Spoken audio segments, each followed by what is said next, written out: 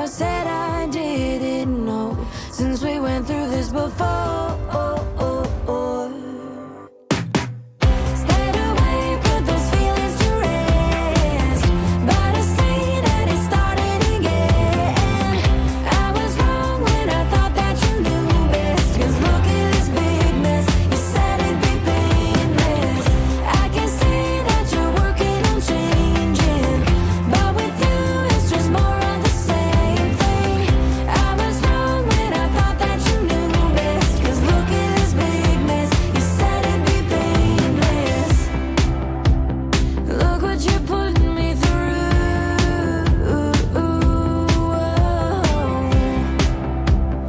What are we gonna do?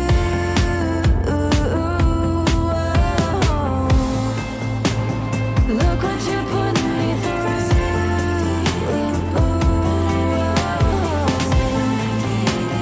Why do we gotta choose?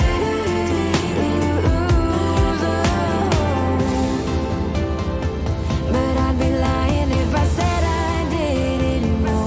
Was there any other way that we could go? Stayed away, put those feelings to rest, but I see that it started again. I was wrong when I thought that you knew best, 'cause look at this big mess. You said it'd be painless. I can see that you're working on changing, but with you it's just more of the same thing. I was wrong when I thought that you knew best, 'cause look at this big mess. You said it'd be painless. You said it'd be painless. I was wrong when I thought that you knew best, 'cause look at this big mess. You said it'd be painless.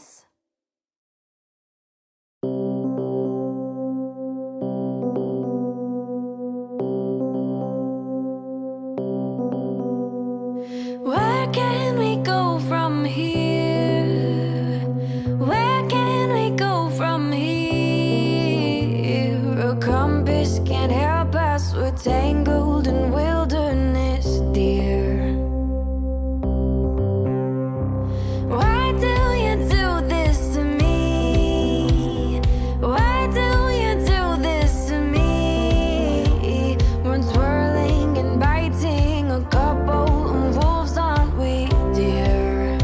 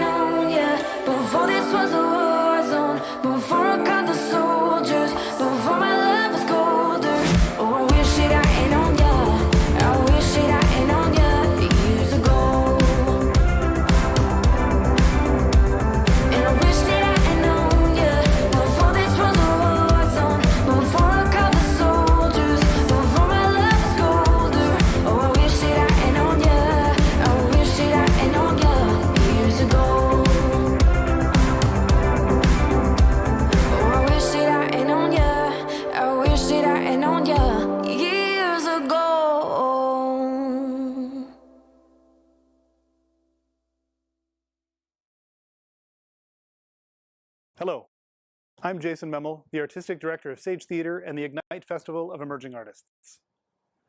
The land where the festival is organized and where many of the festival artists reside is called Mohkinstsis and is in the Treaty 7 territory, including the traditional territory of the Niitsitapi or Blackfoot, Nakota, Orstonie, and Tsuut'ina nations, as well as Métis Nation Region 3. We are grateful to tell stories here. We also acknowledge the ongoing oppressive colonial history of Canada.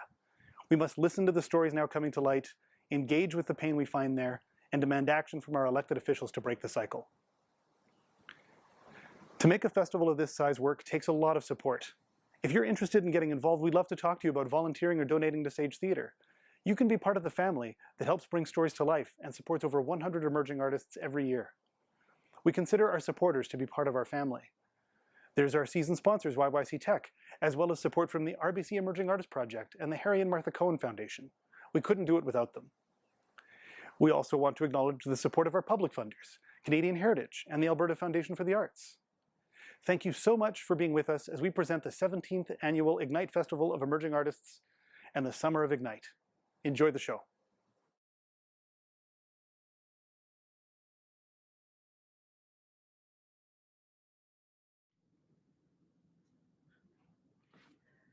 Welcome to day 3 of Ignite Festival. Woo! Today we have a few interviews first. We have two different readings of Brotherhood for Wolves, written by Sophie Pedem-Shand and directed by Heather Kant, another scene switch initiative. After the main festival dates, Brotherhood for Wolves will be developed into a full-length podcast. Yeah, so make sure you tune in, check it out.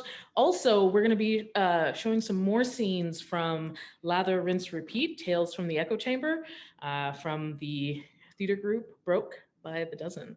So it's going to be a jam-packed full Friday. Ooh, that is a mouthful. Yeah. But first, we're going to start with a mouthful themselves, Evan Med. We're going to have an interview with this person as a part of the performing collective Major Matt Mason. I got it this time.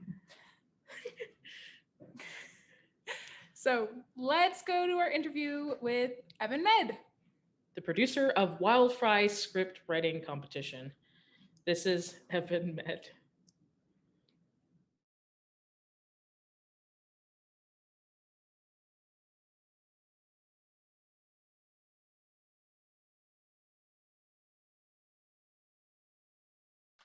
Yeah, again, good to see you, good to hear you, and thanks for chatting with me about Ignite and about Wildfire and Major Matt and all of that stuff. Of course, it's my pleasure. It's good to see you. You too. So I guess for people who are just tuning in, could you give a quick rundown of what the vision for Wildfire is and how Major Matt has been kind of bringing it forward? Yeah, for sure. So this version of the Wildfire competition with Ignite will be, I think, at the 6th time we've collaborated on the Wildfire National Playwriting Competition, which is a playwriting competition for artists, Canadian artists under 30, and we provide cash prizes as well as a short development workshop and typically a stage reading that happens at Ignite. And the vision of that is to keep that being a thing that we can offer every year. Part of what's great about it is that we don't have an application fee. So pretty much anyone under 30 can apply without having any sort of financial burden of applying, which is something we always want to offer. A lot of playwriting competitions, you have to put up a fee to even apply, and we don't want that. In terms of the larger vision of Wildfire as an initiative, the past year we've been expanding the program we've been developing a larger new play development unit under the same name, where we work with artists over longer periods of time and provide dramaturgical support that goes a little bit deeper than we do with just the competition. And so it's definitely as a larger initiative, it's growing sort of year by year, and our hope is to have it ultimately be a staple of new play development in Alberta, as we continue forward with it. Yeah, and even in Canada, it sounds like, because it's national. Yeah, totally, Yeah. absolutely. And why would you say that that's important, like to have something like Wildfire out there?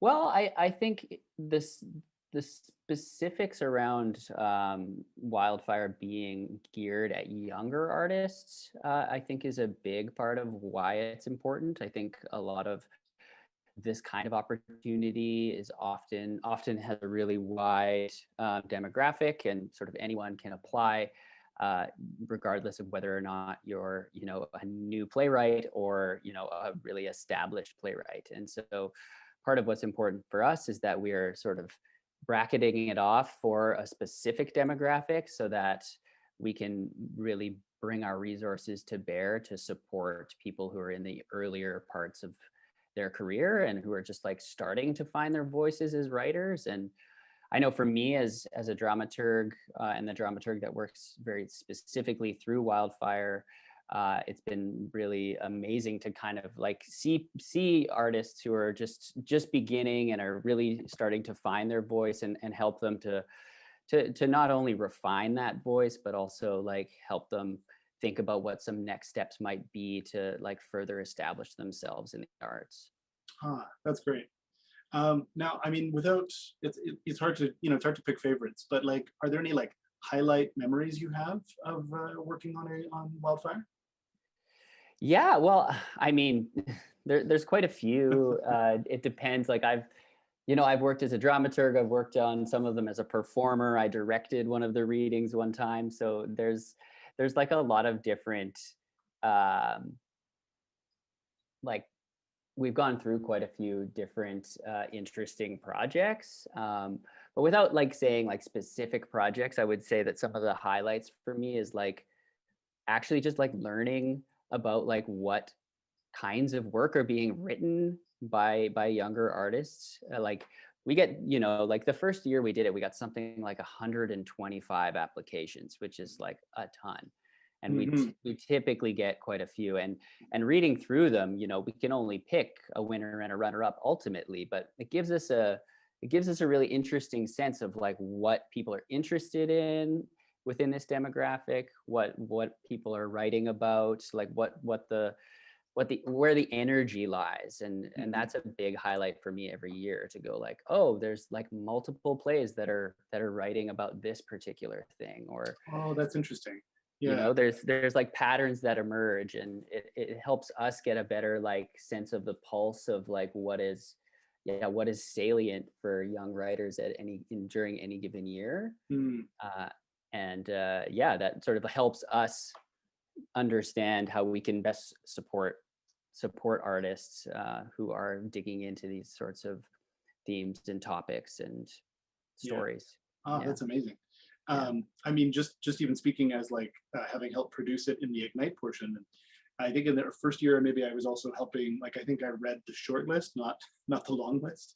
Right. But I think I remember what I find fascinating too is watching how the Wildfire team and the artists that you bring together for the readings are also like adapting to a lot of these new voices and figuring out how to bring some really like challenging, engaging, exciting, but like also new and different ideas together, like in ways that maybe like ways that theater school didn't prepare you for. Totally.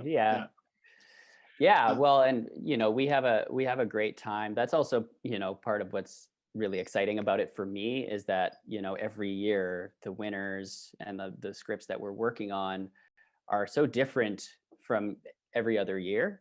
And so it for us, it gives us a good good experience in terms of like being able to adapt to lots of different kinds of work, which is also when I'm talking about this larger development unit, we're still supporting text-based artists, but we're also branching out into supporting artists with a more of an interdisciplinary practice who work in the theater to some degree within their practice, but might not necessarily always be engaging in work from like the written word first. And so, we're trying to expand our horizons to be able to support not only text-based plays, but also like different artistic creative vocabularies within the Mhm. same umbrella of wildfire. That's awesome. Yeah. Well, is there anything like we want to leave people with before we like? Is there anything you can tease maybe at all about what's going to be coming up at all? Do you like? I know there's still probably a lot of the selection process is still ongoing, and like, but Yeah. It's hard to say at this particular moment. I'd say, this, you can still apply. Like, it's still there. Yeah, yeah. right? Like we have, I think to the end of June is our submission deadline, and then our juries will be sort of moving into the selection process after that. But yeah, I don't have any specifics about kind of work it's going to be, or like what the plays will specifically be that we'll be supporting. Yeah. But I can also say that we've also just started work with our text-based playwrights through the unit as well, which I'll be working with in a dramaturgical capacity over the course of the next 6 months or so. So that's also an exciting thing, and we might have some opportunities to share the work that happens in with those artists as well a little bit further down the road. Oh, that's amazing. Yeah. Cool. Well, I mean, I think if you're watching this during the stream, we hope that either if you're a playwright, check out Wildfire, and if you're not, we're thinking in the fall maybe you might have a chance to experience what's going to be coming. Potentially in the fall, potentially maybe early next year. Don't exactly know what. Yeah, exactly. There's a few different things that we're still waiting on to figure out that, but probably including a pandemic. Yes, the pandemic also has luckily though, like there's this kind of work, sort of new play development. One interesting thing about the pandemic is that like we were able to make the transition to online working capacities pretty smoothly, which has been really great because Wildfire has been chugging along regardless of the pandemic, which has been we're grateful for that. So that's amazing.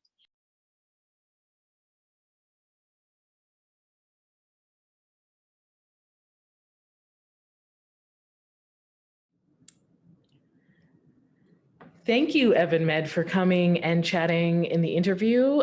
So if you didn't catch that, make sure you check out the Wildfire competition. It's festival, writing competition. Script writing competition. competition. I was right. Yeah, with Major Matt Mason Collective. And the submissions are still open, so make sure that you submit if that's something that sounds like fun. And you can still donate. We have the matching initiative.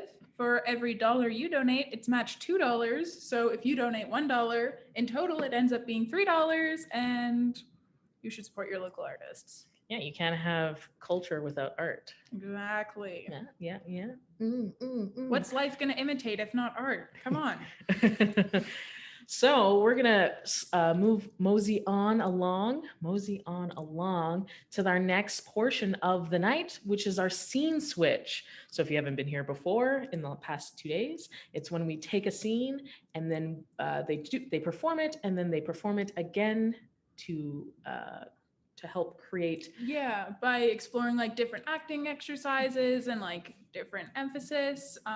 It's part of the creative process to help kind of figure out what works best for the team. So coming up is Brotherhood for Wolves, written by Sophie Padham-Shand and directed by Heather Cant. Before we begin, we would like to provide our audience with a content warning, as the content of this play is really heavy and may be disturbing for some viewers. Yeah, the story contains scenes of mental abuse, expression of misogyny, and non-consensual distribution of private content. This work is critical of these elements, but the expression of them through these characters may still be disturbing. As well, we also have an extended artist statement to contextualize why we're presenting this project. Brotherhood for Wolves explores toxic masculinity and the dangers of misogyny by focusing on a teenage boy who is taken in by an older man. It delves into incel, involuntarily celibate culture, power dynamics between men and men's rights movements. Instances of violent and misogynistic attacks against women have always been present in our world and have found prominence in the news and on social media. There are many plays out there that tackle experiences regarding these issues, but few about the inner lives of the male perpetrators. The playwright passionately believes that men must face their positions within the patriarchy and examine their own relationships in order for positive change to occur. And this play works to do exactly that. So we're going to take that red pill and that train into this wonderful piece. So If you're unable to watch it, come back in about 10 minutes. Enjoy the show.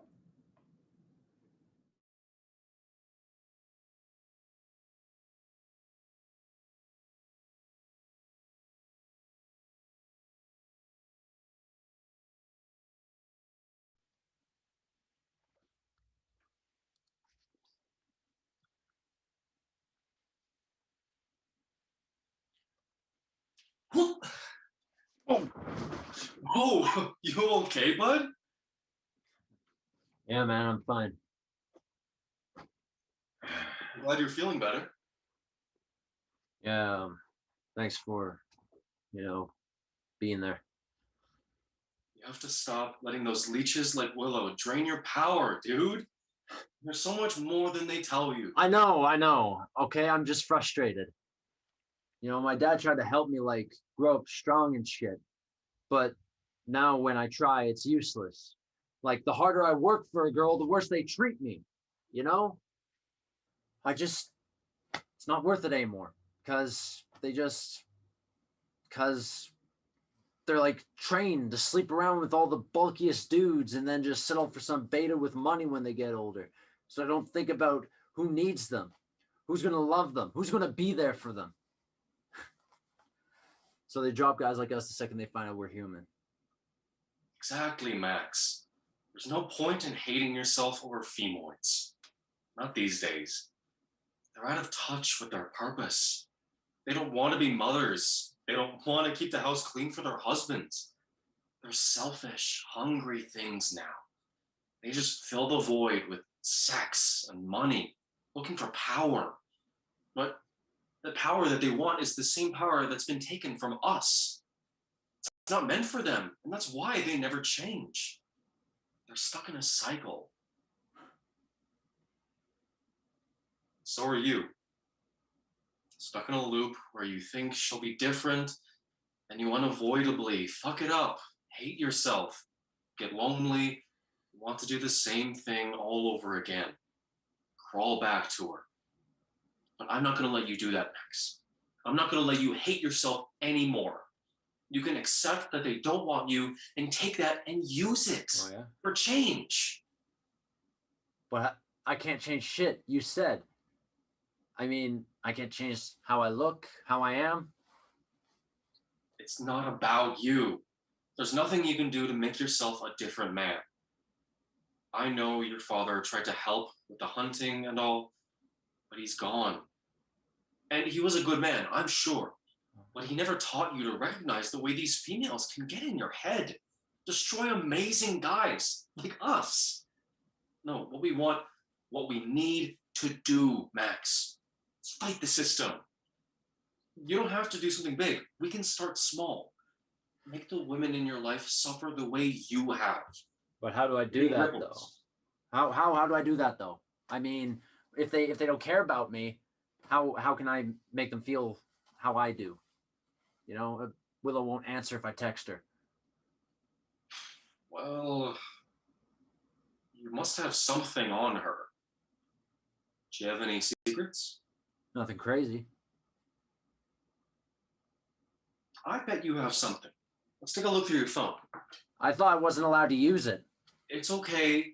It's for a good reason. Do you still have your old texts? Yeah, I didn't delete anything. Good.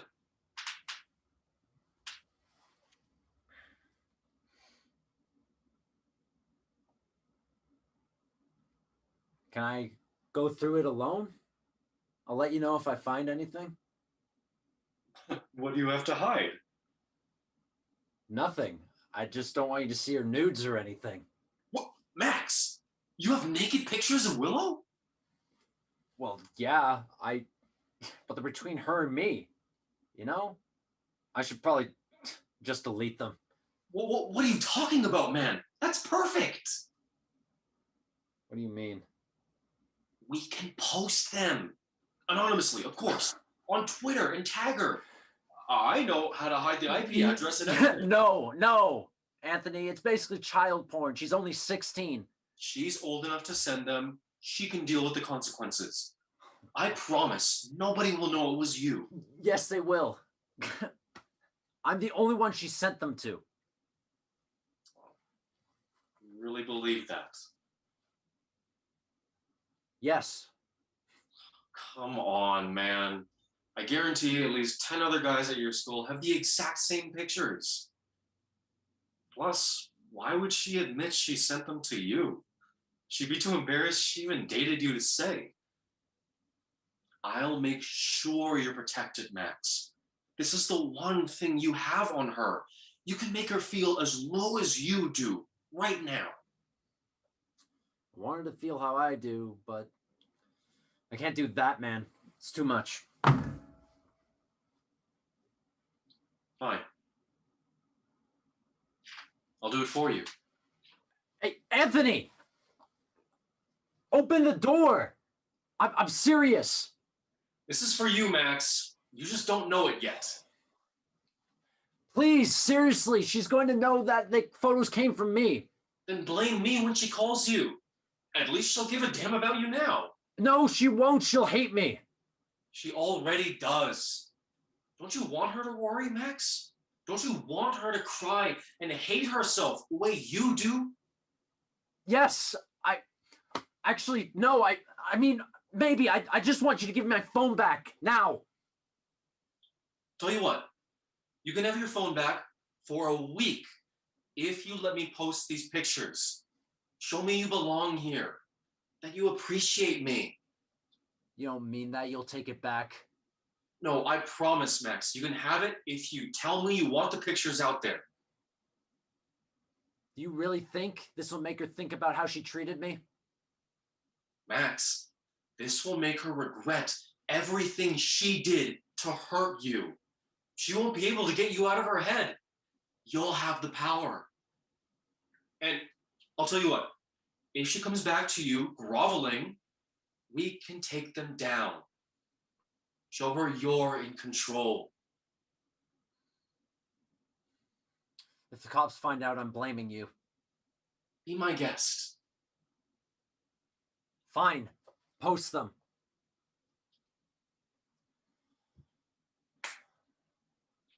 Done. Now we wait. Okay, can I have my phone back now? House rules still apply. If I find out you're talking to any female... I know, okay? I just want to check my messages and my Twitch. The forum probably thinks I've turned normie or died. Just remember, I was just like you. I know when you lie, when you hide things, so don't mess up what we have.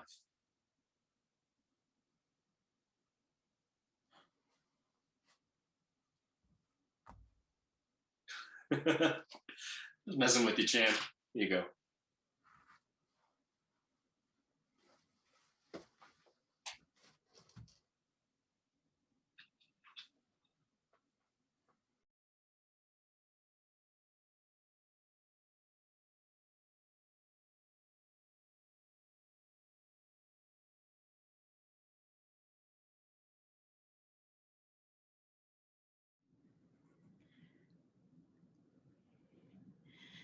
Yikes. I don't. It makes me feel uncomfortable. Yeah. And But- because I know, I've seen people and known people who have it maybe not as intense, but Yeah. Heavy shit, but important. yikes. So we're gonna watch this scene again, but it's gonna be done a little bit differently. They're gonna explore different avenues. The same content warnings as before are still present. So if you're still not feeling it, come back in 10 minutes and then we'll have an interview with the director and them a little bit later. And the writer, yeah. Yeah.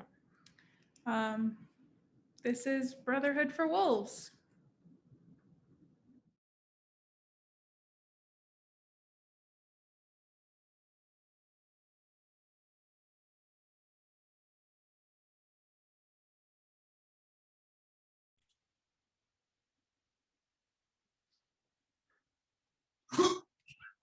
Whoa! Whoa. You okay, bud? Yeah, man, I'm fine. Glad you're feeling better. Yeah, thanks for, being there. You have to stop letting those leeches like Willow drain your power, dude. There's so much more than they tell you. I know. I'm just frustrated. Like my dad tried to teach me how to grow strong and shit, but even now when I try, it's useless. Like the harder I work for a girl, the worse they treat me. Like, so it's not worth it because they're like trained to just sleep around with the bulkiest dudes and then settle for some beta with money when they get older. So they don't think about who loves them, who needs them, who's going to be there for them. So they leave guys like me the second they find out we're human. Exactly, Max. There's no point in hating yourself over femoids. Not these days. They're out of touch with their purpose. They don't want to be mothers. They don't want to be cleaning the house for their husbands. They're selfish, hungry things now. They just fill the void with sex and money, looking for power. But that same power is the power that's being taken from us. It's not meant for them. That's why they never change. They're stuck in a cycle. And so are you. Stuck in this loop where you think she'll be different, then you unavoidably buck it up, hate yourself, get lonely, and want to do the same thing all over again. Crawl back to her. I'm not going to let you do that, Max. I'm not going to let you hate yourself anymore. I'm not going to let you hate yourself anymore. You can just accept that they don't want you and take that and use it for change. But I can't change shit. You said I can't change how I am, what I look like. It's not about you. There's nothing you can do to make yourself a different man.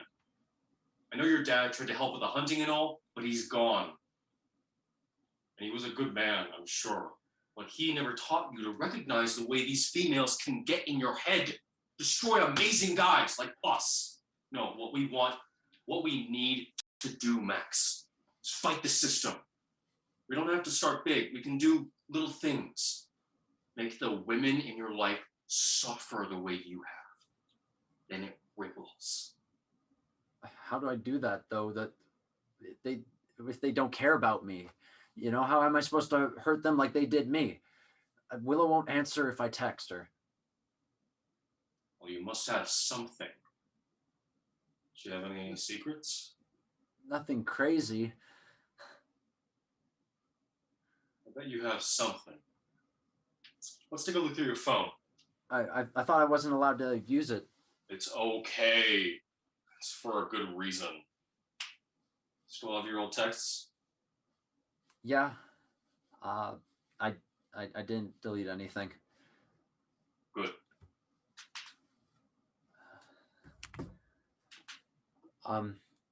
Is it okay if I go through it alone? If I find anything, I'll let you know. What do you have to hide? Nothing. I just don't want you to see her nudes or anything. You have naked pictures of Willow?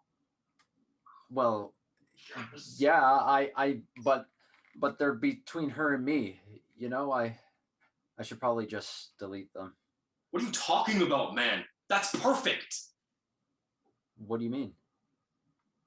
What do you mean? We can post them. Anonymously, of course, on Twitter and tag her. I know how to hide the IP address and everything. No, it's basically child porn, Anthony. She's only 16. She's old enough to send them. She can deal with the consequences. I promise nobody will know it was you. Yes, they will. I'm the only one she sent them to. You really believe that? Yes. Come on, man. I guarantee at least 10 other guys at your school have the exact same pictures. Plus, why would she even admit she sent them to you? She'd be too embarrassed she even dated you to say. I'll make sure you're protected, Max. This is the one thing you have on her. You can make her feel as low as you do right now. I wanted to feel how I do, but I can't do that, man. It's too far. Fine. I'll do it for you. Anthony! Open the door! Seriously! This is for you, Max. You just don't know it yet. Please! Seriously, they're going to know they came from me. Then blame me when she calls you. At least she'll give a damn about you now. No, she won't. She'll hate me. She already does. Don't you want her to worry, Max? Don't you want her to cry and hate herself the way you do? Yes. I mean, no. I don't know. Maybe. I just want you to give my phone back. Now. Tell you what. You can have it back for a week if you let me post these pictures now. Show me you belong here, that you appreciate me. You don't mean that. You'll take it back. No, I promise, Max. You can have it back if you tell me you want these pictures out there.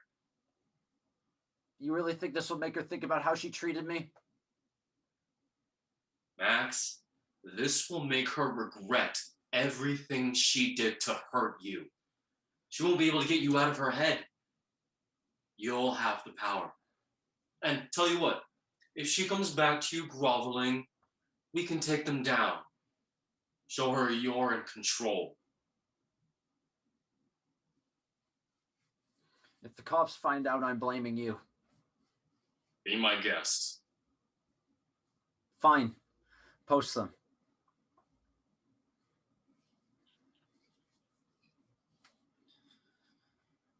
Done. Now we wait. Okay, can I have my phone back now? House rules still apply. If I find out you're talking to any females... I won't, okay? I just want to check my messages and my Twitch. The forum probably thinks I've turned normie or died. Just remember, I was just like you. I know when you lie, when you hide things. So don't mess up what we have.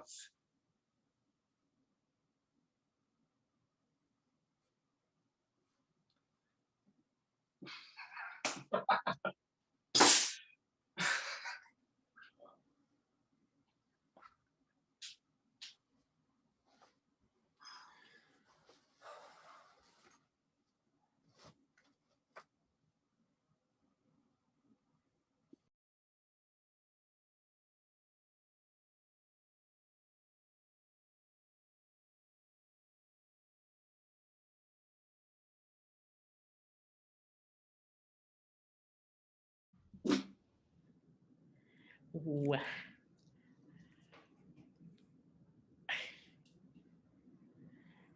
You know what's what's killing me? It's just like hearing females. I don't know, just like for something, it just like grinds my teeth. It's just. Anyway, we'll be welcoming the very talented Sophie Pedam-Shand and Heather Cant, the writer and director of Brotherhood for Wolves. Boo! Bring you up on the screen. Hey. Hello. Hi. Hi. How are you guys doing today? Yeah. Not too shabby. Yeah.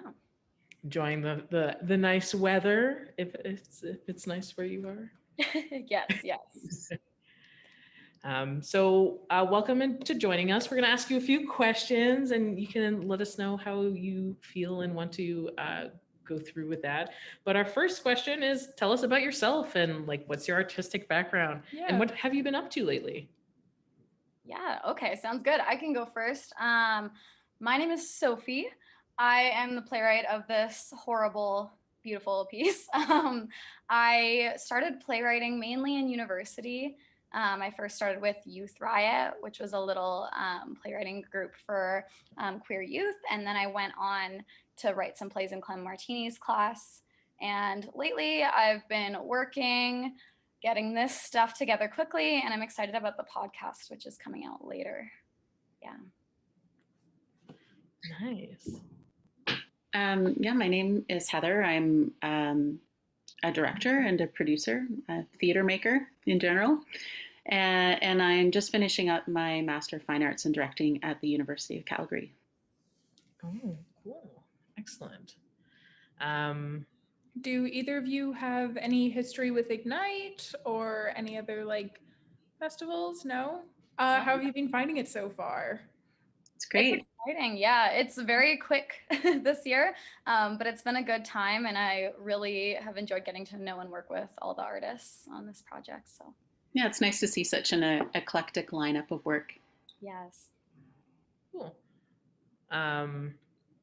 So how has it been working with a scene switch? Like, how has that process, like, what was that process like, and how did that feel for you folks as folks who are first doing Ignite, and I guess during this pandemic, I guess it must be something different than what you're used to? Yeah, I mean, for me as a writer, it's really nice to get to see two different versions, because the way that the actors inhabit their characters completely changes, I feel like, between those two scenes. And it really gives me direction for how I want to do my rewrites and where I want the characters to land in the final version of the play. So it's actually been really helpful. Even though we're constructed by Zoom, I still think that I've been able to get a lot out of this process.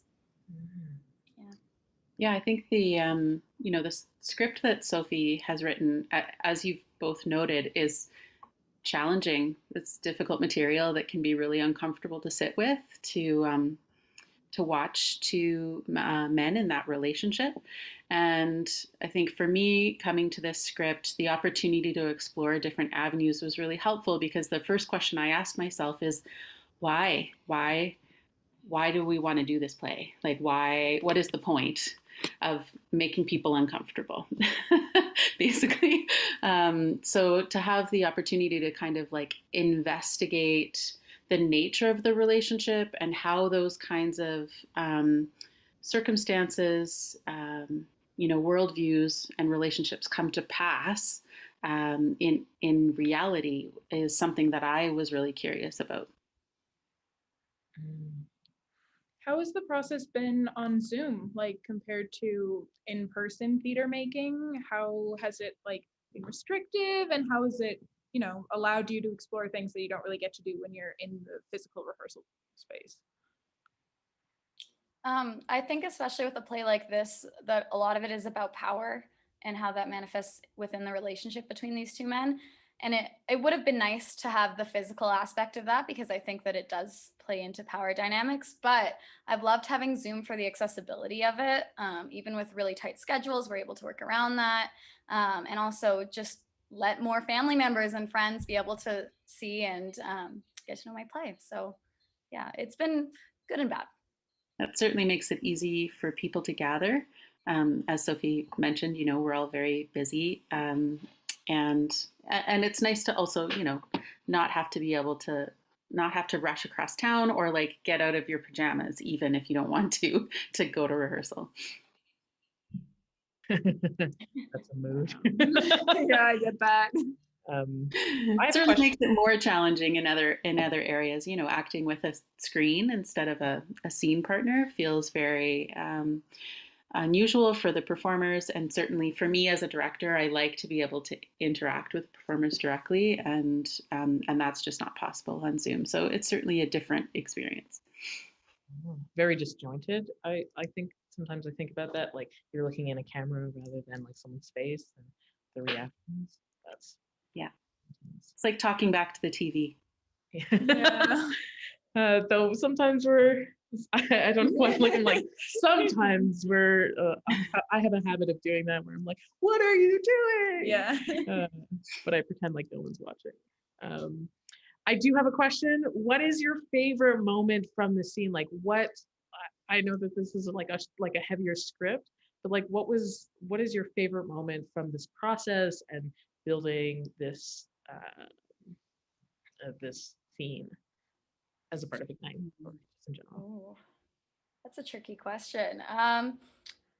I think that actually my favorite moment with Zoom specifically is when Anthony hands Max the phone, because they were actually able to get that through the camera. So for me, that was just kind of like an unreal moment.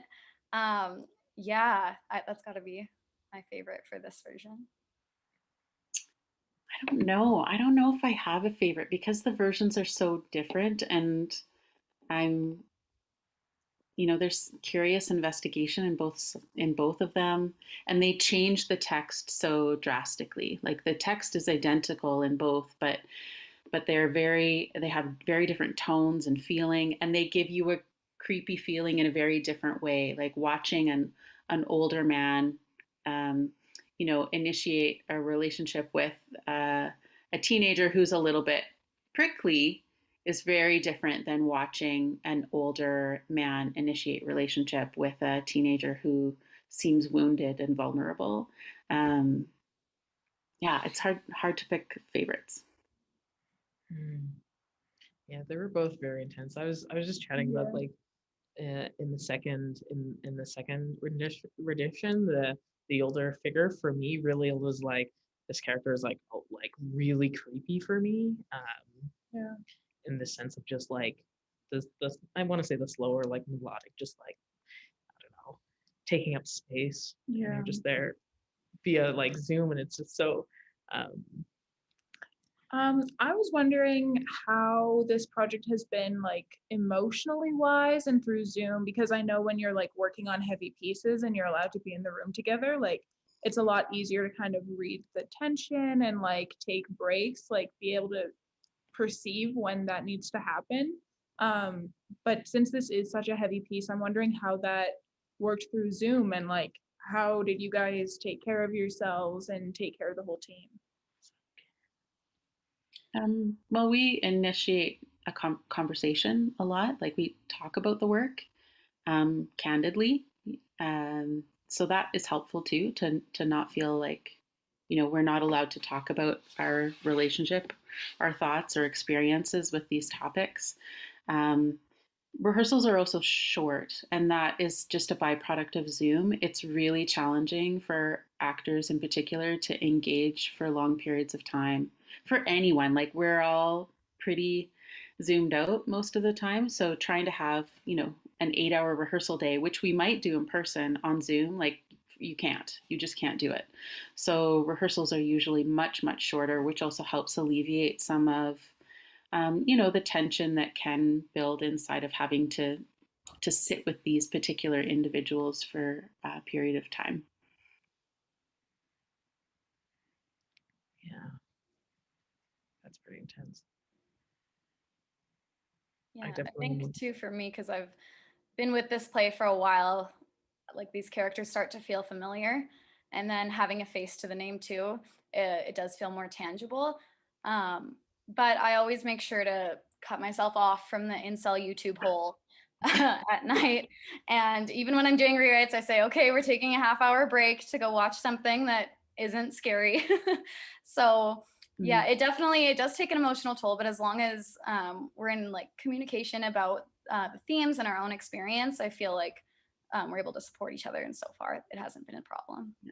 Yeah. And in addition to that, I would add that neither of these performers are anything like the characters that they no. play, and that helps a lot, right? It can be really challenging for someone who's actually a really nice person to, play someone who's a bit nasty or inappropriate or has manipulative behaviors. It can feel uncomfortable to sit inside that person, but then you step back out and they're not that person. So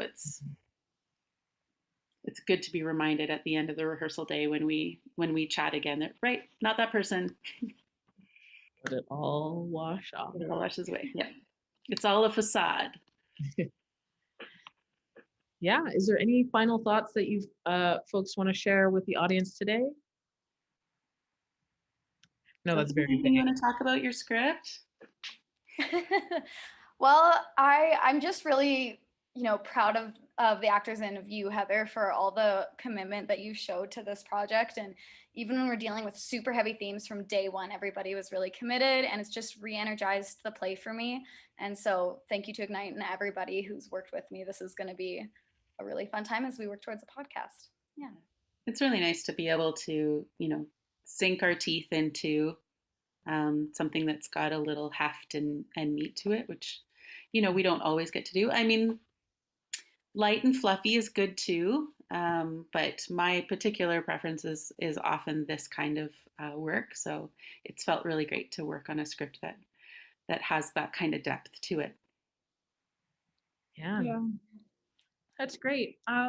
Thank you guys so much. We're really excited to see the full-length podcast version that's coming out later this summer. Yeah, thank you for your time. Thanks so much. Thank you. Bye, guys. Be safe. Awesome. That was an amazing interview. Yeah, fantastic work. So Brotherhood for Wolves is coming out as a full-length podcast later this summer. It'll be available on stagetheater.com, which is super exciting. If you want to support, you can always tip. Oh, not tip, donate. I'm a drag artist. I always, when you're giving money, I'm like, tip me, bitch. But you definitely can donate so you can continue seeing amazing work and supporting your local artists. You can't have culture without art. It's true. This is gonna be my catchphrase. It's gonna be like, well, it's true. Our final project for tonight is another episode from Lather, Rinse, Repeat, Tales from the Echo Chamber by local theater group Baroque by the Dozen. There will be more episodes played throughout the festival and tomorrow. This episode is entitled Social 30-3.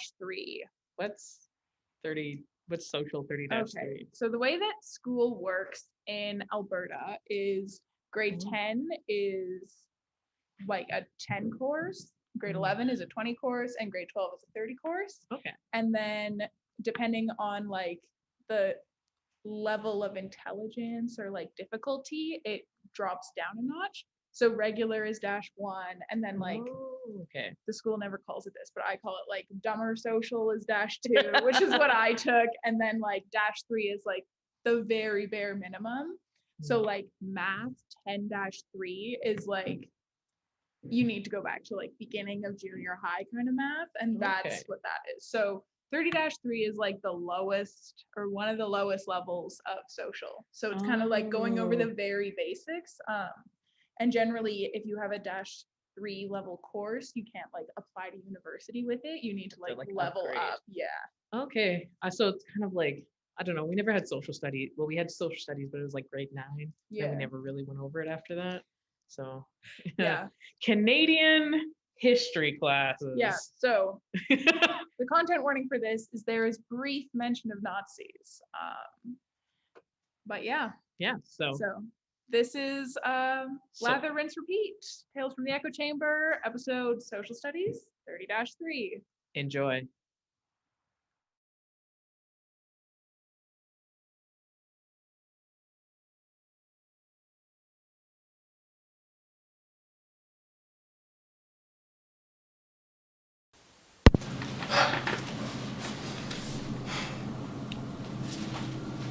And that, class, is why I can never look a stingray in the eye and feel love's embrace again. Anyway, on to our final continent, Antarctica.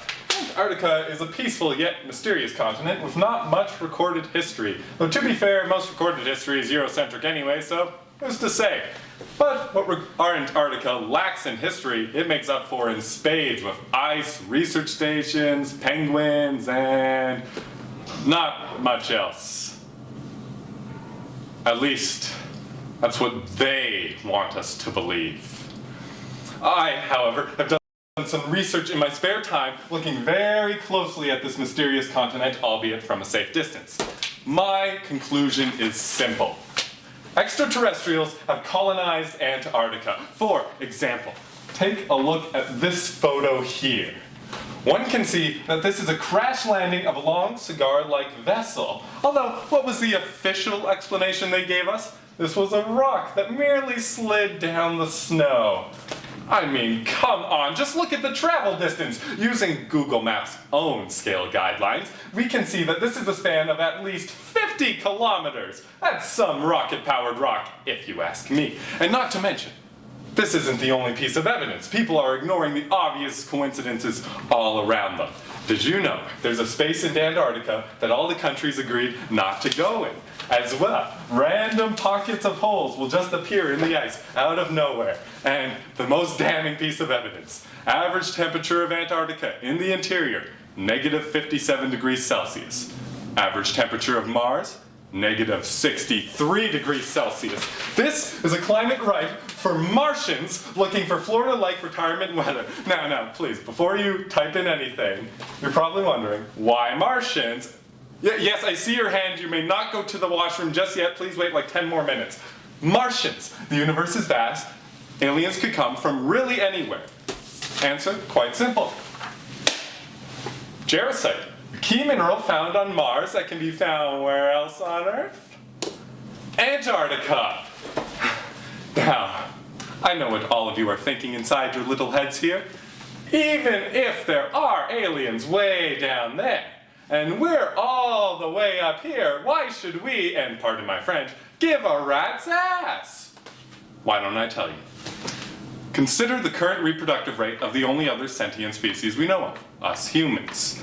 Now, let's imagine that aliens bone as much as we do, but are not limited by contraceptives or pills. Our reproductive rate is 1.09, which means our population will continue to grow. So imagine the alien population continues to grow even faster. Well, soon, there's going to be a lot of little Martians just hanging all around Antarctica, filling it up, and they're going to need a bigger chunk of land. And the first place to look is right here in the frigid cold of Canada. It's obvious.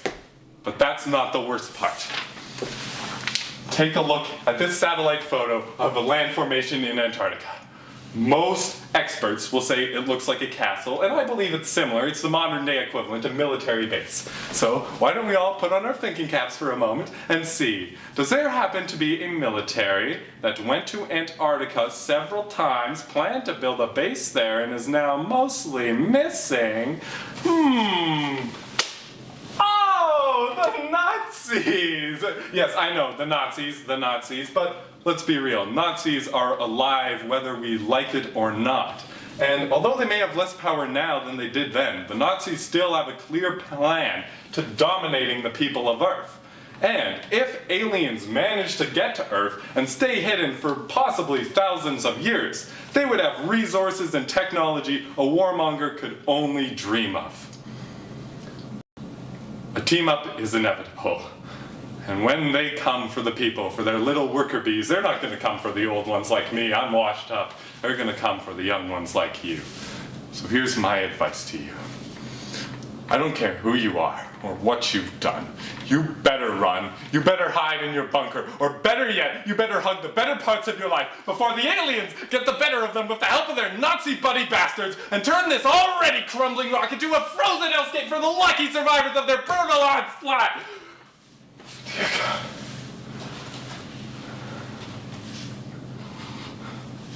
Well, I think you all deserve to be let out of class a bit early for recess today, so you can go play with your toys in your little Zoom boxes. So when I see you for tomorrow's class, we'll cover the capital cities and how Ottawa, despite not being a provincial capital, is our nation's capital. At least, that's what they want us to believe.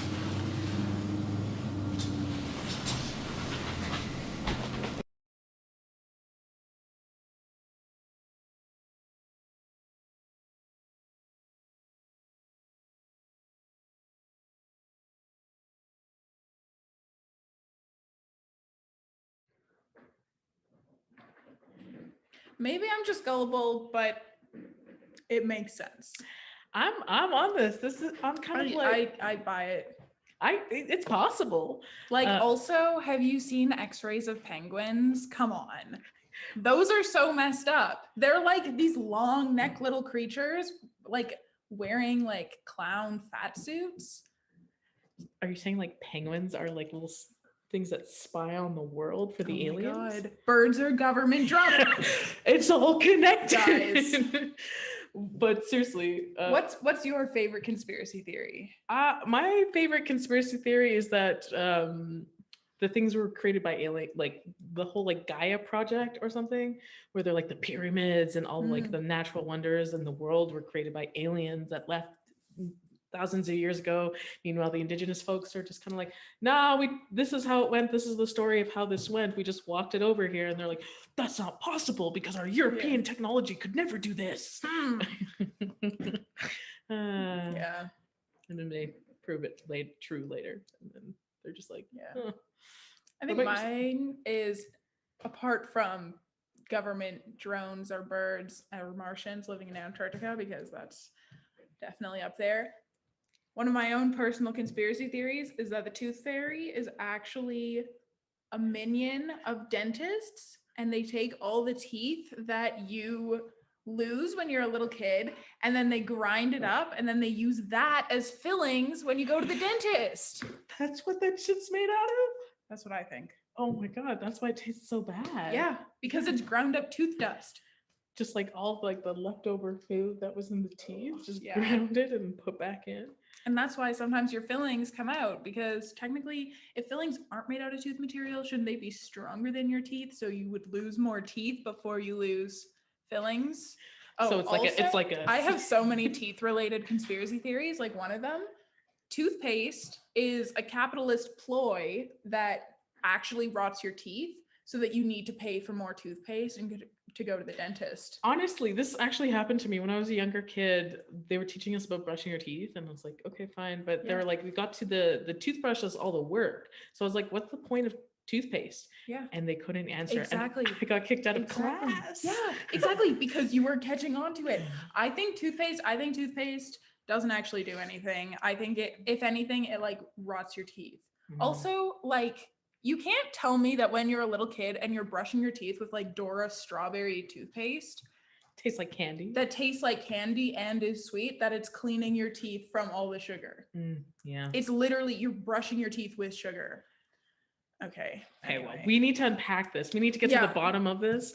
But I think but we're gonna end off today on that note. Yep.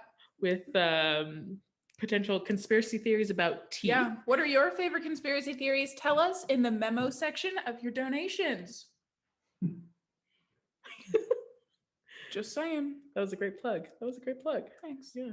Just like plugged it in right there.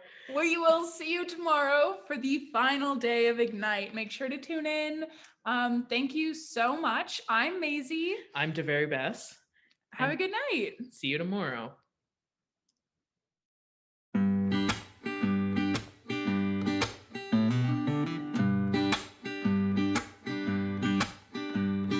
Days like this, I want to drive away.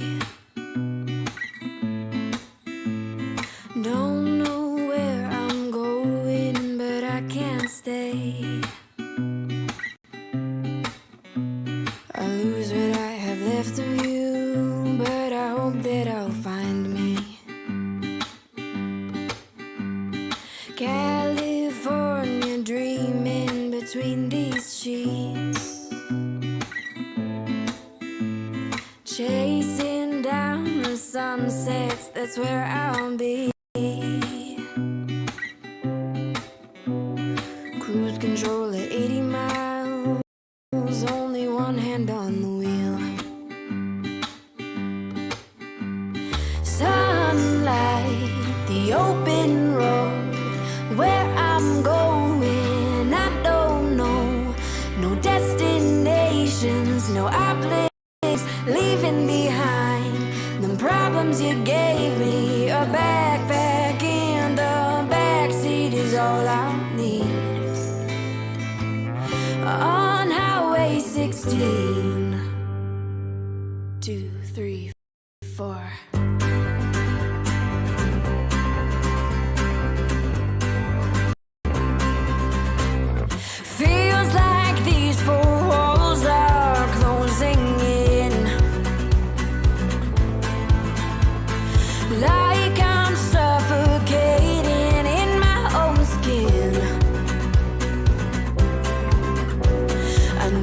time to make a change. Oh, it's time to begin. Harmonizing to the radio. Bass crank loud, oh my stereo won't blow. I'm driving fast, the storm will pass. I can finally let go. Sunlight, the open road. Where I'm going, I don't know. No destinations, no obligations. Leaving behind the problems you gave me. Your backpack in the backseat is all I need. On Highway 16.